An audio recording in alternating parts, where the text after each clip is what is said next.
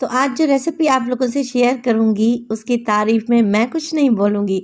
जब आप इसे घर में ट्राई करेंगे ना, आप खुद तारीफ़ करेंगे और आपकी ढेर सारी तारीफ़ होगी इंशाअल्लाह ताला।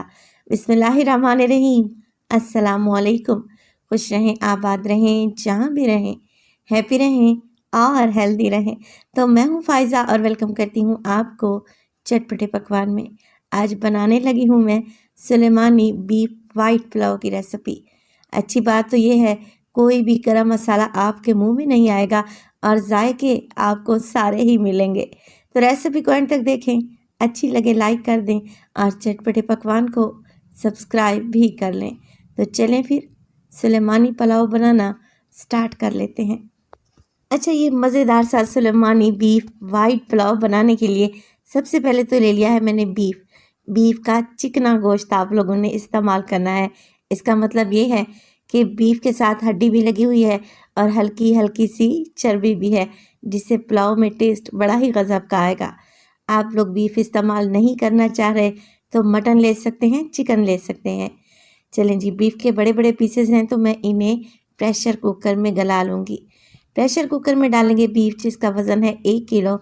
साथ ही 1 टीस्पून इसमें नमक डाल देंगे और डालेंगे इसमें कुछ खुशबूदार से गरम मसाले, जिसमें 3 से 4 मेरे पास हैं दालचीनी के टुकड़े, हाफ टेबल स्पून साबित सफ़ेद ज़ीरा, हाफ टी स्पून काली मिर्च साबित, 4 से 5 हरी इलायची, 4 अदद बादियान के फूल और 5 से 6 लौंग डालूंगी।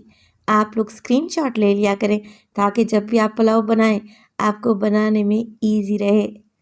अब डालेंगे इसमें पानी, तो मैं 3 गिलास भर के पानी डालूंगी क्योंकि इसी बीफ की यखनी से हम मज़ेदार सा पुलाव तैयार करेंगे। चलें जी, अब तकरीबन 40 मिनट के लिए मैं इसे गलने के लिए छोड़ दूंगी, जब तक हम एक और खुशबूदार सा मसाला बनाकर तैयार कर लेते हैं। तो 10 अदद ले ली है मैंने तीखे वाली हरी मिर्चें, आप अपने टेस्ट के हिसाब से लें। 2 इंच का टुकड़ा अदरक का और तकरीबन 6 से 8 जवे हैं लहसुन के। सब चीज़ों को मिक्सी जार में डालें, थोड़ा सा पानी ऐड करें और इन सब चीज़ों का आप लोगों ने पेस्ट बनाकर तैयार कर लेना है। इस पेस्ट का इस्तेमाल मैं पुलाव में करूँगी और इसी हरी मिर्च से पुलाव को तीखापन मिलेगा। तो लें जी, खुशबूदार सा हमारा ये पेस्ट बनकर तैयार हो चुका है। अब देखें, बिल्कुल फाइन नहीं है, हल्का सा दरदरा सा है। बस इसे आप लोग एक साइड पे रख दें। चावल की तरफ चलते हैं। तो 1 किलो बीफ के लिए मैं 1 किलो चावल का इस्तेमाल कर रही हूँ और कच्ची बासमती डबल स्टीम राइस इस्तेमाल कर रही हूँ, जिन्हें आप लोगों ने 20 से 25 मिनट के लिए भिगो देना है। 2 से 3 पानी में अच्छे से धो लें और भिगो कर रख दें। अच्छा, बीफ को पकते हुए तकरीबन 30 से 35 मिनट हो चुके हैं। प्रेशर कुकर का सारा प्रेशर निकाल लें और फिर आप लोगों ने ढक्कन खोलना है। अब देखें, 1 से 1.5 गिलास के बराबर यखनी बच चुकी है और बीफ को चेक कर लेते हैं। बीफ इतना अच्छे तरीके से गला हुआ होना चाहिए कि आपके हाथ में टूट जाए। तो देखें, परफेक्ट बीफ गल चुका है। अब आप लोगों ने बीफ अलहदा से रख लेना है और यखनी को छान कर अलहदा से रख लें। साबित गरम मसालों का सारा टेस्ट इसमें आ चुका है। तो चलें जी, मज़ेदार सा सुलेमानी पुलाव बनाना स्टार्ट करते हैं।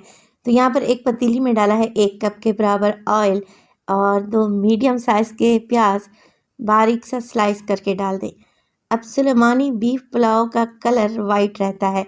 यहाँ पर आप लोग को भी डिपेंड करता है कि आप प्याज को कितना कलर देंगी। मैं इसको इतना ही कलर दूंगी कि प्याज के किनारे हल्के हल्के से गोल्डन नज़र आने लगें। तो बस आप लोगों ने इसमें डाल देना है अदरक लहसुन और हरी मिर्च का खुशबूदार सा पेस्ट। ये डाल देंगे और अच्छे तरीके से मिक्स कर लेंगे। 1 से 2 मिनट के लिए इस पेस्ट को भून लें क्योंकि हमने इसमें अदरक लहसुन डाला है ना, तो उसकी कच्ची खुशबू निकल जाए। अब इसमें डालेंगे आलू बुखारे। ड्राई आलू बुखारे का इस्तेमाल कर रही हूँ, तकरीबन 8 से 10 दाने हैं। इसके साथ ही मैं इसमें डाल दूँगी बीफ, जो कि हमने यखनी से निकाल कर रखा हुआ था। अब भुनाई करेंगे, तकरीबन 4 से 5 मिनट लगाकर आप गोश्त की भुनाई करें, मगर हाथ ज़रा हल्का रखें क्योंकि गोश्त अच्छा गला हुआ है। ज़ोर ज़ोर से चम्मच चलाएंगे ना तो बीफ है टूट जाएगा, बिखर जाएगा। 5 से 6 मिनट की भुनाई के बाद आप लोग डालें इसमें दही। दही डालने से पुलाव बड़ा ही जूसी बनता है और जायका तो इतना टेस्टी बनता है ना कि आप लोग उंगलियां ही चाटते रह जाएंगे। दही डालने के बाद आप फ्लेम को लो कर दिया करें ताकि दही की गुठलियाँ ना बने। मिक्स करेंगे और इसी स्टेज पर मैं डाल दूंगी इसमें नमक। नमक हमने यखनी में भी डाला था, तो मैं इसमें 1 टीस्पून मज़ीद नमक डाल रही हूँ। डालेंगे इसमें मोटा कुटा हुआ धनिया 1 टेबलस्पून, और 1 टेबलस्पून ही मैं इसमें डालूंगी मोटा कुटा हुआ सौंफ। सौंफ आप लोगों ने लाजमी डालना है, इससे पुलाव की खुशबू बहुत बढ़ जाएगी। मिक्स करेंगे और इतना भून लेंगे कि दही का पानी खुश्क हो जाए, मसाला दानेदार हो जाए। तो इस स्टेज पर अगर आप लोगों को वीडियो अच्छी लग रही हो तो प्लीज़ वीडियो को लाइक कर दिया करें और चटपटी पकवान को सब्सक्राइब भी कर लें। आप सब लोगों का बेहद शुक्रिया। तो जैसे ही दही का पानी खुश्क हो जाए आप इसमें डालें चावल के लिए पानी। तो सबसे पहले तो यखनी डाल देते हैं। यखनी है तकरीबन 1 गिलास के बराबर, मैंने नाप कर रखी हुई थी और मुझे चाहिए तकरीबन 3.5 गिलास के बराबर। तो मैं इसमें 2.5 गिलास मज़ीद पानी ऐड कर दूंगी। 1 किलो चावल के लिए परफेक्ट रेशो है। अच्छा, मेरे पास तकरीबन 1 किलो के बराबर चावल थे। अगर नाप कर देखें तो घर में जो पानी पीने वाला स्टील का नॉर्मल साइज़ का गिलास होता है ना, बस वही 3 गिलास, और मैंने पानी डाला है 3.5 गिलास, यानी कि चावल के ऊपर सिर्फ आधा गिलास ही डाला है। अब पुलाव को मज़ीद खुशबूदार बनाने के लिए डालूंगी आधा गड्डी पुदीना और ढेर सारा हरा धनिया। साथ के साथ इसमें डाल देंगे हरी मिर्चें, जिसकी डंडी मैंने निकाल दी है, 5 से 6 अदद है। बस जी मिक्स करें और मिक्स करने के बाद कवर लगाकर इस खुशबूदार सी यखनी में अच्छा सा बॉयल आने दें। तो सलामानी वाइट बीफ पुलाव बनाने के लिए यखनी में अच्छा सा उबाल आ चुका है। बस इसी स्टेज पर इसमें डाल देंगे भीगे हुए चावल। अब देखें चावल आप लोग देख रहे हैं, पानी नीचे है चावल ऊपर है। बस ऐसा ही रेशो होना चाहिए, तभी चावल खिले खिले और परफेक्ट बनेंगे। चावल के ऊपर तकरीबन 1 इंच ही पानी रहना चाहिए। फ्लेम को हाई करें और यखनी का सारा पानी ड्राई कर लें।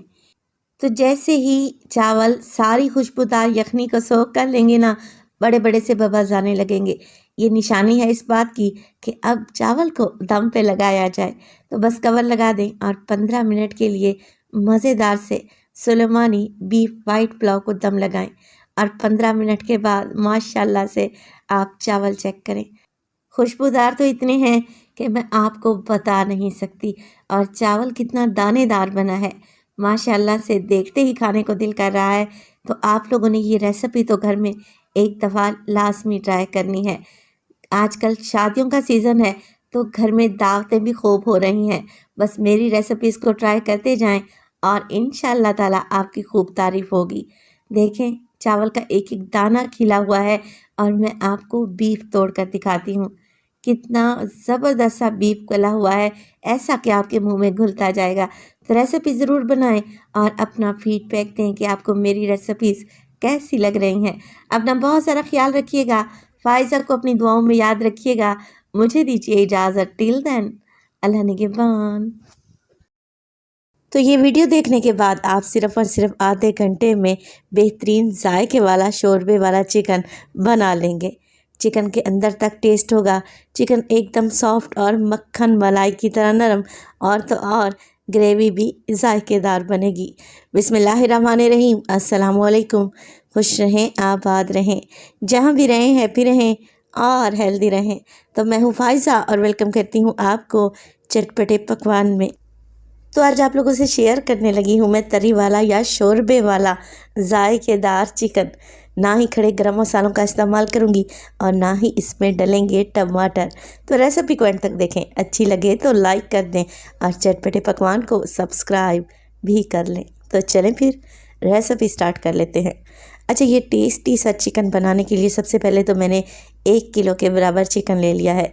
चिकन के लेग्स पर मैंने गहरे गहरे कट लगा लिए हैं ताकि चिकन के अंदर तक टेस्ट जाए। अब चिकन में डालूंगी मैं 1 कप के बराबर दही। दही को अच्छे से फेंट कर डालें और कोशिश करें ये ज़्यादा खट्टा नहीं होना चाहिए। 1 टीस्पून इसमें डाल दूंगी मैं नमक का। इसके अलावा शामिल करूंगी मैं लाल मिर्च का पाउडर, 1 टीस्पून डाल रही हूँ, आप अपने टेस्ट के मुताबिक डालें। तो चिकन की मैरिनेशन में मैं ऐड करने लगी हूँ 1 टेबलस्पून भर के धनिया पाउडर।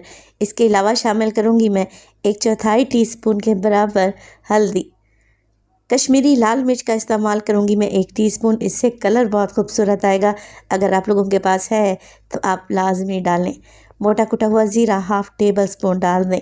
बस जी यही मिर्च मसाले डलने थे चिकन की मैरिनेशन में, जो कि हर घर में मौजूद ही रहते हैं। तो सारे मिर्च मसालों को, दही को अच्छे तरीके से कोट कर दें चिकन के ऊपर। अब चिकन को हमने ज़्यादा देर मैरिनेट नहीं करना, बस 10 से 15 मिनट के लिए कवर लगाकर इसे काउंटर पर ही छोड़ देंगे तो चिकन में बेहतरीन सा टेस्ट आएगा। अच्छा, चिकन मैं बनाने जा रही हूँ कुकर में। आप इसे किसी कढ़ाई या पतीली में भी बना सकते हैं। कुकर में आपको बेहतरीन रिज़ल्ट मिलेंगे।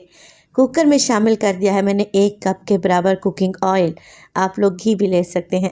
ऑयल में डाल दें मोटे मोटे कटे हुए 2 मीडियम साइज़ के प्याज। ना ही प्याज को हम चॉप करेंगे और ना ही बारीक स्लाइस करेंगे। आपके काम को आसान बनाने लगी हूँ। 4 से 6 जवे लहसुन के, इसके अलावा 2 इंच का टुकड़ा अदरक का साथ ही डाल देंगे। अब देखिए तीनों चीज़ों को, यानी कि प्याज, अदरक, लहसुन को हम फ्राई करेंगे बस इतना ही कि अदरक लहसुन की कच्ची स्मेल चली जाए, प्याज हल्की सी सॉफ्ट और गुलाबी पड़ जाए। प्याज को ज़्यादा कलर नहीं देंगे। तो ये देखें 4 से 5 मिनट में ही प्याज सॉफ्ट हो चुकी है। हल्के हल्के से इसके किनारे गोल्डन पड़ने लगे हैं। इसी दौरान मैं इसमें डाल दूंगी तकरीबन 4 से 6 अदद गोल वाली लाल मिर्चें, जिन्हें बटन रेड चिलीज़ भी कहा जाता है। अगर ये ज़्यादा तीखी हैं आप लोगों के पास तो आप इनकी मिकदार को कम कर दें। 2 मोटे वाली हरी मिर्चें डालूंगी जो ज़्यादा तीखी नहीं है। 1 मिनट के लिए ही इन्हें बस पका लें ताकि हरी मिर्च का कच्चापन निकल जाए। तो बस जी फ्लेम को ऑफ़ कर दें। स्पैचुला या चम्मच की मदद से कुकर में एक साइड पे प्याज इकट्ठे कर लें कुछ इस तरीके से, ताकि प्याज के साथ ऑयल या तेल नहीं जाना चाहिए। प्याज को हम निकाल लेंगे और अलहदा प्लेट में रखते जाएंगे। अब इस प्याज का हमने बनाना है बिल्कुल फ़ाइन पेस्ट। तो थोड़ा सा पानी ऐड करें मिक्सी जार में अगर ज़रूरत महसूस करें तो, और इसका फ़ाइन सा पेस्ट बनाकर तैयार कर लें। तो ये टेस्टी चिकन शोरबा बनाने के लिए आपको मेहनत ना के बराबर करनी पड़ेगी। सारा काम या तो प्रेशर कुकर करेगा या फिर मिक्सी का जार। किचन में ज़्यादा देर खड़ा होने की भी ज़रूरत नहीं है क्योंकि गर्मियाँ अच्छी खासी स्टार्ट हो चुकी हैं। तो देखें प्याज का मैंने कितना बेहतरीन सा पेस्ट बना लिया है। प्याज, अदरक, लहसुन कुछ इस कंडीशन में आ गए हैं। फ्लेम को दोबारा से ऑन कर दूँगी और इसमें डाल देंगे हम चिकन, जो कि अपने मैरिनेट करके रखा हुआ था। अच्छा, आप लोग कहेंगे कि प्याज को मैंने भूना क्यों नहीं है, क्योंकि प्याज ऑलरेडी भुन चुका था, इसका कच्चापन निकल गया था। चिकन डाल दें और अब आप लोगों ने अच्छे तरीके से मिक्स कर लेना है। देखिए चिकन में मैंने सारे मिर्च मसाले, दही डाल रखी है, तो दही भी अपना पानी छोड़ेगी, चिकन भी अपना पानी छोड़ेगा। बस चिकन को ज़्यादा नहीं भूनेंगे, 3 से 4 मिनट के लिए इतना पका लें कि चिकन का कलर चेंज हो जाए। तो देखिए ना ही मैंने टमाटर का इस्तेमाल किया है और ना ही इसमें डाले हैं खड़े मसाले, मगर फिर भी ये चिकन बहुत ही जायकेदार बनेगा। तो रेसिपी को एंड तक देखें। तो यहाँ पर देखें 4 से 5 मिनट के लिए चिकन को मैंने मुसलसल मिक्स करते हुए पका लिया है ताकि दही की गुठलियाँ ना बने, शोरबा एकदम स्मूथ और सिल्की तैयार हो। जैसे ही चिकन का कलर चेंज होगा मैं इसमें डाल दूँगी 4 से 5 हरी मिर्चें, जिनकी डंडी निकाल कर आप लोगों ने डाल देना है। शोरबे में अच्छी खुशबू और टेस्ट आएगा इनसे। डालेंगे इसमें तकरीबन आधा कप के बराबर पानी। ज़्यादा पानी ऐड ना कीजिएगा क्योंकि चिकन भी अपना पानी छोड़ेगा और दही में भी अच्छा खासा पानी होता है। बस जी मिक्स करें और कुकर का ढक्कन लगाकर तकरीबन 15 मिनट के लिए चिकन को मीडियम टू लो फ्लेम पे पकने के लिए छोड़ दें। तो तकरीबन 15 मिनट के बाद आप लोग ज़रा चिकन का रिज़ल्ट चेक करें। माशाल्लाह से कोई बेहतरीन खुशबूदार चिकन बनकर तैयार हुआ है, और वो भी जायकेदार ग्रेवी के साथ।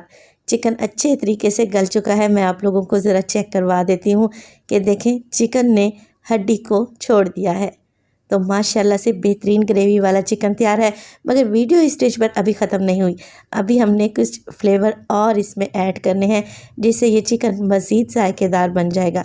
अच्छा, ग्रेवी को अगर आप लोग गाढ़ा करना चाहते हैं तो मज़ीद गाढ़ा भी कर सकते हैं, मगर क्योंकि ये तर्री वाला चिकन है, शोरबे वाला चिकन है, तो बस फ्लेम को मैंने बिल्कुल ज़ीरो फ्लेम पे कर दिया है तकरीबन 1/4 टीस्पून के बराबर आप इसमें पिसा हुआ खुशबूदार गरम मसाला ऐड करें। डालें इसमें ढेर सारा हरा धनिया, आप कसूरी मेथी भी डाल सकते हैं। और सबसे आखिर में मैं इसमें डाल रही हूँ चिकन पाउडर, तकरीबन ½ टीस्पून है। ये डालेंगे ना तो यकीन करें ग्रेवी के टेस्ट को 4 चांद ही लग जाएंगे। बहुत ही टेस्टी चिकन तैयार होगा। अगर नहीं है आप लोगों के पास तो आप स्किप भी कर सकते हैं या एक चिकन क्यूब का भी इस्तेमाल कर सकते हैं। तो देखें, लग रही है ना टेस्टी। आप इसे रोटी, चपाती, इसके अलावा उबले हुए चावल के साथ सर्व करें तो यकीन करें खाकर मज़ा आ जाएगा। मेरे तरीके से ये चिकन ग्रेवी बनाएंगे ना तो आप इस रेसिपी के फ़ैन ही हो जाएंगे। तो शोरबे वाला चिकन तो हर घर में बनाया जाता है। आप इस रेसिपी को ट्राई करें तो अपना फीडबैक लाजमी दीजिएगा। अपना बहुत सारा ख्याल रखिएगा। फ़ाइज़ा को अपनी दुआओं में याद रखिएगा। मुझे दीजिए इजाज़त। टिल देन, अल्लाह निगहबान। तो माशाल्लाह से आप ज़रा कबाब को तो चेक करें, लग रहे हैं ना टेस्टी। एक बार बना लें और महीनों खाएं। आज आप लोगों से कबाब की इतनी जायकेदार रेसिपी शेयर करूंगी कि अगर इसे बनाकर रख लेंगे ना तो आपकी ज़िंदगी ही आसान हो जाएगी। बिस्मिल्लाहिर्रहमानिर्रहीम। अस्सलाम वालेकुम। खुश रहें, आबाद रहें, जहाँ भी रहें हैप्पी रहें और हेल्दी रहें। तो मैं हूँ फ़ाइज़ा और वेलकम करती हूँ आपको चटपटे पकवान में। आज आपसे शेयर करूँगी बहुत ही जायकेदार रेशेदार शामी कबाब की ऐसी रेसिपी जिसे महीनों फ्रीज़ कर सकते हैं। तो रेसिपी को एंड तक देखें, अच्छी लगे तो लाइक भी कर दें और चटपटे पकवान को सब्सक्राइब भी कर लें। तो चलें फिर ये जायकेदार खस्ता कबाब बनाना स्टार्ट कर लेते हैं। जायकेदार रियल शामी कबाब बनाने के लिए सबसे पहले तो ले लिया है मैंने प्रेशर कुकर। अच्छा, कुकर में शामिल कर रही हूँ मैं 1 किलो के बराबर मेरे पास है बीफ। वैसे तो आप ये रेसिपी चिकन या फिर मटन से भी बना सकते हैं, मगर बीफ के शामी कबाब की बात ही अलग है। बहुत ही रेशेदार बनकर तैयार होते हैं। तो 1 किलो मैंने बीफ ले लिया है। रेशेदार बोटियों का इस्तेमाल कर रही हूँ और साथ में एक अदहटी भी शामिल है। चाहे तो इसे रिमूव कर सकते हैं, मगर मैंने रहने दी है, इससे भी टेस्ट ज़्यादा अच्छा आएगा। बाद में इसे रिमूव कर लेंगे। चलें जी, 1 किलो बीफ में डालूंगी मैं तकरीबन 1.5 टेबल स्पून के करीब साबित धनिया। इसके अलावा शामिल करूंगी मैं तकरीबन ½ टेबल स्पून साबित सफ़ेद ज़ीरा। साबित काली मिर्च का भी इस्तेमाल करूंगी ½ टेबल स्पून और इसमें डलेंगी बटन रेड चिलीज़ यानी कि गोल लाल मिर्चें। 10 से 12 डाल रही हूँ। मेरे पास जो है ये ज़्यादा तीखे वाली नहीं है। अगर आप लोगों के पास तीखे वाली हो ना तो फिर इनकी मिकदार को कम कर दें। अदरक और लहसुन डालूंगी मोटा कुटा हुआ 2 टेबल स्पून, फ्रेश ही मैंने कूट लिया था। चलें जी, इसके अलावा बारी आ जाती है खड़े गरम मसालों की। तो 4 अदद इसमें डलेंगी छोटी इलायची। शामी कबाब के मसाले में डलेंगे तेज़ पत्ते 2 से 3 अदद डाल दें। 4 अदद लौंग भी शामिल करूंगी। इनका फ्लेवर बहुत ही स्ट्रॉन्ग होता है तो सिर्फ 4 अदद ही डालें। 2 अदद बड़ी इलायची छोटे साइज़ की हैं शामिल कर देंगे और इसके अलावा डलेगा 2 इंच का टुकड़ा दालचीनी का, 1 अदद है शामिल कर देंगे। पाउडर मसालों में डालूंगी मैं इसमें नमक, ½ टेबल स्पून डाल रही हूँ। बाद में नमक को चेक कर लेंगे। 1 टीस्पून डालूंगी मैं लाल मिर्च का पाउडर और इसके अलावा शामिल करेंगे हल्दी 1/4 टीस्पून और इसमें शामिल हो जाएगा जी पानी। तो पानी में तकरीबन 1.5 लीटर के बराबर डाल रही हूँ। गोश्त को गलने में देर लगेगी क्योंकि बीफ का इस्तेमाल कर रहे हैं। अगर छोटे का इस्तेमाल कर रहे हैं तो फिर पानी की मिकदार को कम कर दें। मिक्स कर लेते हैं। अच्छा, इस स्टेज पर मैं इसमें चने की दाल हरगिज़ नहीं डालूंगी। आप लोग गलती यहीं पर करते हैं कि चने की दाल और गोश्त को इकट्ठा ही बॉयल होने के लिए रख देते हैं, जबकि बीफ को गलने में अच्छा खासा टाइम लगता है और चने की दाल को गलने में देर ही कितनी लगती है। तो मैं तो जब भी कबाब बनाती हूँ पहले बीफ को बॉईल कर लेती हूँ ताकि मुझे कोई भी डाउट ना रहे कि बीफ गला है कि नहीं। तो मैं अब भी ऐसा ही करने लगी हूँ। कवर लगा दूँगी और तकरीबन 20 से 25 मिनट के लिए पहले बीफ को कुक कर लूँगी, तकरीबन 80% तक। जब तक बीफ अच्छे तरीके से गल नहीं जाता मैं इसमें दाल हरगिज़ नहीं डालूँगी। तो यहाँ पर देखें तकरीबन 20 से 25 मिनट के बाद बीफ को चेक कर लेते हैं। बीफ अच्छा गला हुआ होना चाहिए, तभी कबाब रेशेदार बनकर तैयार होंगे। और ये देखें रेशा नज़र आ रहा है ना आपको, बस इतना ही बीफ को हमने गला लेना है। तो अब आप बेफिक्र होकर इसमें दाल ऐड करें। तो 1 किलो गोश्त के लिए मैं ½ किलो चने की दाल का इस्तेमाल कर रही हूँ। 2 घंटे पहले ही मैंने इसे भिगो दिया था। अच्छा, दाल डालेंगे और मिक्स करेंगे। देखें, अगर तो जो गोश्त की यखनी है उसमें अभी काफ़ी पानी मौजूद है तो मज़ीद पानी ऐड ना करें, दाल उसी में गल जाएगी। अगर आपको नज़र आए कि दाल गलने के लिए पानी की मिकदार कम है तो फिर मज़ीद पानी ऐड करें। तो बस मैं भी तकरीबन 1 कप के बराबर मज़ीद पानी ऐड करूँगी ताकि दाल भी अच्छे तरीके से गल कर तैयार हो जाए। पानी डाल दें, कवर लगाएं और मज़ीद 15 मिनट के लिए गोश्त को दाल समेत गलने के लिए छोड़ दें।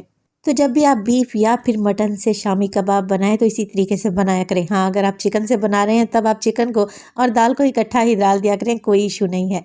तो चलें जी, 15 मिनट के बाद चेक कर लेते हैं। माशाल्लाह से देखें दाल गल चुकी है और पानी मैंने इतना ही शामिल किया था कि दाल भी गल गई और पानी भी ड्राई हो गया। तो गोश्त तो पहले से ही गल चुका था। दाल मैं एक दफ़ा आप लोगों को चेक करवा दूं। देखिए दाल का दाना भी साबित है और ये कितनी अच्छे तरीके से मैश भी हो रही है। चलें जी, अब हमने क्या करना है, इसमें से साबित गरम मसाले निकाल लेने हैं जो कि हमने स्टार्ट में डाले थे।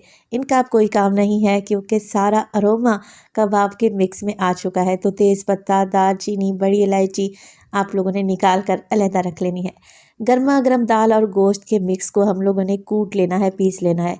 यहाँ पर आप लोगों ने जो गलती नहीं करनी वो ये है कि चॉपर का इस्तेमाल नहीं करना। मैं यहाँ पर दौरी डंडे का इस्तेमाल कर रही हूँ जो कि हमारा रवायती तरीका भी है। और इस तरीके से कबाब बनाकर तैयार करेंगे ना तो यकीन करें उनके जायके में ज़मीन आसमान का फ़र्क होगा। तो दौरी डंडे में दाल और गोश्त को कूटने में थोड़ी सी देर तो आपको लग ही जाएगी, मगर रिज़ल्ट आपको फिर शानदार मिलेंगे। अगर आप चाहें तो फिर चॉपर में भी इन्हें चॉप कर सकते हैं, मगर क्या है फिर बोटी का रेशा टूट जाएगा और कबाब रेशेदार नहीं बनेंगे। तो बस मैं थोड़ा थोड़ा मिक्स इसी तरीके से कूटती जाऊंगी और बाउल में निकालती जाऊंगी।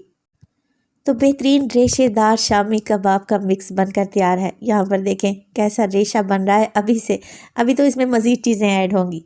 तो यहाँ पर मेरे पास है बारीक कटा हुआ प्याज, तकरीबन 1 कप के बराबर बिल्कुल बारीक मैंने चॉप कर लिया है। इसके अलावा मैंने ली है यहाँ पर फ्रेश रेड चिलीज़, आप हरी वाली मिर्च भी ले सकते हैं। ढेर सारा हरा धनिया डालेंगे और थोड़ा सा पुदीना भी ऐड करेंगे। चलें जी, ये सारी चीज़ें डाल देते हैं हम कबाब के मिक्स में। यहाँ पर एक और बात क्लियर करती चलूँ कि अगर तो आप लोगों ने कबाब को बनाकर फ्रीज़ करना है तब आप इसमें प्याज ऐड ना करें, सिर्फ धनिया, पुदीना और हरी मिर्ची डाल दें। यहाँ पर मैं कबाब को चटपटा करारा बनाने के लिए 1 टीस्पून के करीब चाट मसाला ऐड करूँगी और 2 अदद अंडे भी शामिल करेंगे। अच्छा, अंडे आप बाद में भी लगा सकते हैं फ्राई करते वक्त। मैं क्या करती हूँ, अंडों को कबाब के मिक्स में ही डाल देती हूँ और अच्छे तरीके से मिक्स कर लेते हैं। बहुत ही अच्छे तरीके से मिक्स करें, इतना कि अंडे और सारी सब्जियाँ यकजान हो जाएँ। और इसी स्टेज पर अगर तो रेसिपी आप लोगों को ज़रा सी भी अच्छी लग रही हो, रेसिपी को लाइक कर दिया करें और चटपटे पकवान को सब्सक्राइब भी कर लें। आप सब लोगों का बेहद शुक्रिया। तो देखें कैसा परफेक्ट शामी कबाब का मिक्स तैयार हुआ है। अब देर किस बात की, कबाब बनाना स्टार्ट करते हैं। तो आप थोड़ा सा पोर्शन लें और मीडियम साइज़ का कबाब बनाकर तैयार कर लें हाथों की मदद से, या फिर आप कबाब मेकर की मदद से भी कबाब बनाकर आसानी से तैयार कर सकते हैं। देखें कुछ इस तरीके से। तो आधा किलो चने की दाल और 1 किलो गोश्त में आप तकरीबन 25 से 28 कबाब बनाकर तैयार कर सकते हैं। मीडियम साइज़ के बनाकर इन्हें फ्रीज़ कर लें, महीनों ख़राब नहीं होंगे इंशाअल्लाह ताला।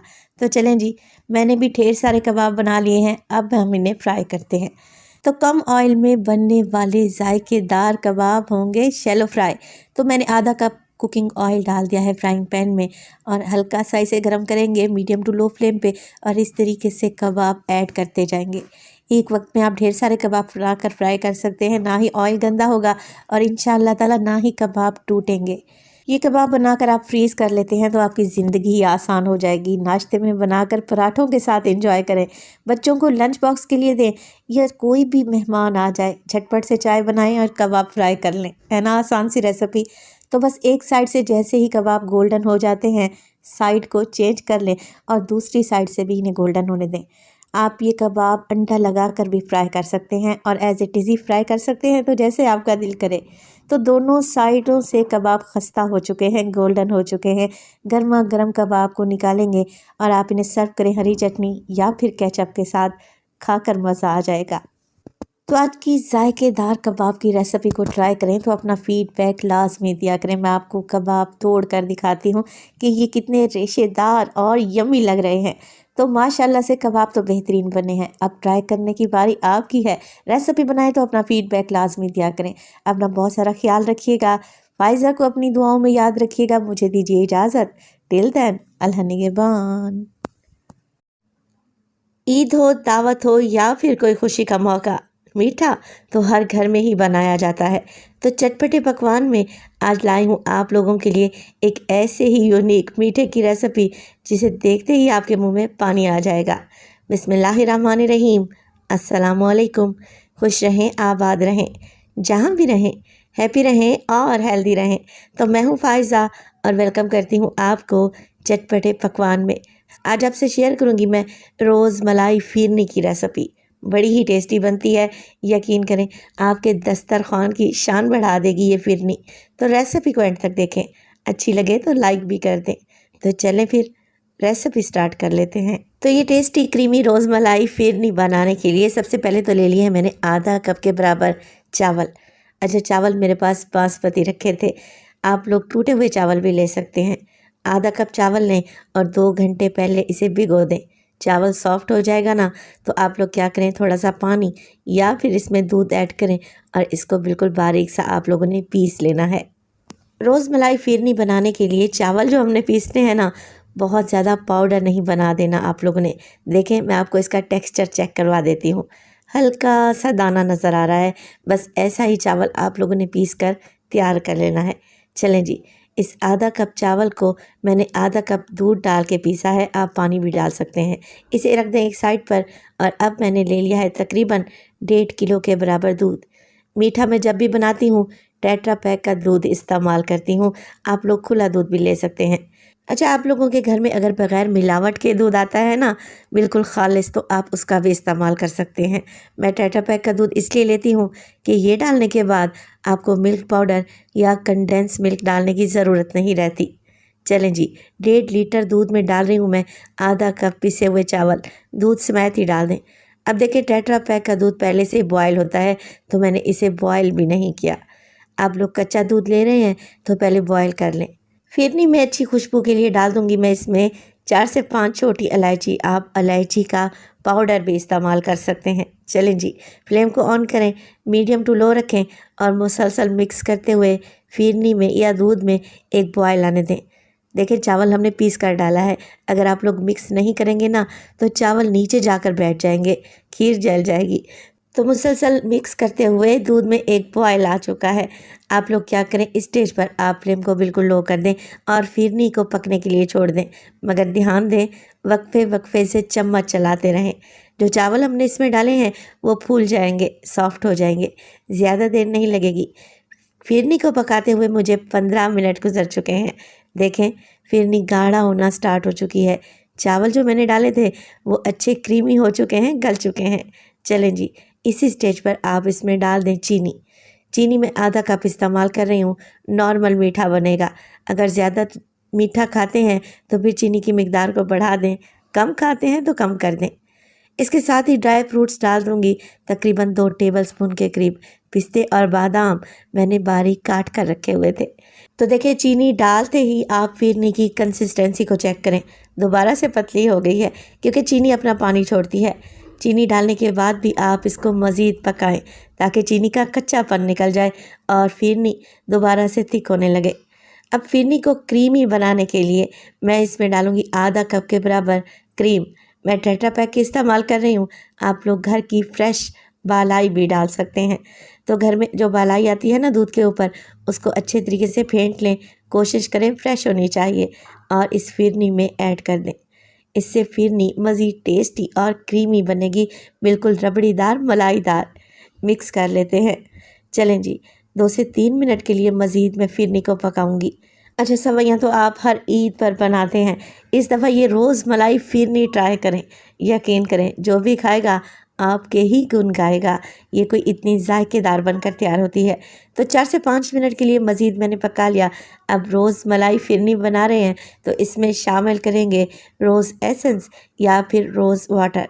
मेरे पास रोज़ वाटर रखा था तो मैं 2 टीस्पून डाल रही हूँ। अगर आप लोगों के पास एसेंस है तो आप लोग क्या करें, 2 से 3 कतरे ही डालें। मिक्स कर लेते हैं।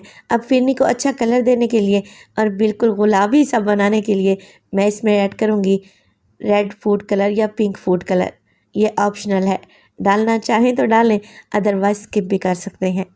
मैंने इसमें हल्का सा ही पिंक फूड कलर डाला है। तो आप फ़िरनी की लुक चेक करें, लग रही है ना टेस्टी। और जो चीज़ आँखों को अच्छी लगती है खाने में भी टेस्टी होती है। आप एक बार ये रेसिपी बना कर तो देखें। फूड कलर और रोज़ वाटर डालने के बाद मज़ीद 5 से 6 मिनट के लिए पकाएं। फिरनी ठंडा होने के बाद मज़ीद गाढ़ी होगी और इसी स्टेज पर अगर तो आप लोगों को रेसिपी ज़रा सी भी अच्छी लग रही हो, रेसिपी को लाइक कर दिया करें और चटपटे पकवान को सब्सक्राइब भी कर लें।